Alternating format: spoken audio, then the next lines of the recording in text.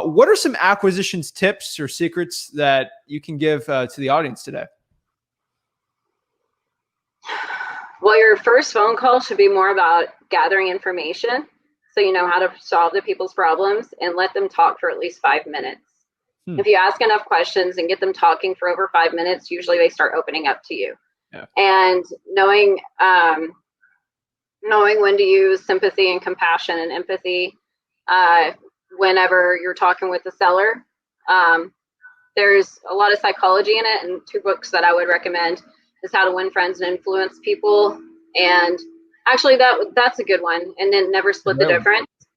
Yeah. And I think between those, you can do a lot better on locking up deals, because I think people, when they're thinking of a wholesale, they're thinking of how much money they can make, but how can you solve that person's problem? And how can you also make it a win for the buyer? And whenever you do well in that, you're win-win-win, you're going to do well in wholesaling.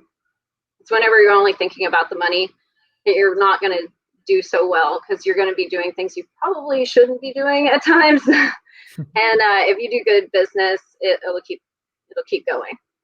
I agree with you there. I mean, my favorite tip I got from how to win friends and influence people is just say the seller's name multiple times. It triggers something in someone's brain where they're just like, I like this person. I don't know why. That little tip has helped me like hundreds of thousands of dollars, especially on my acquisition side, like when competing with other people. So I 100% agree with that.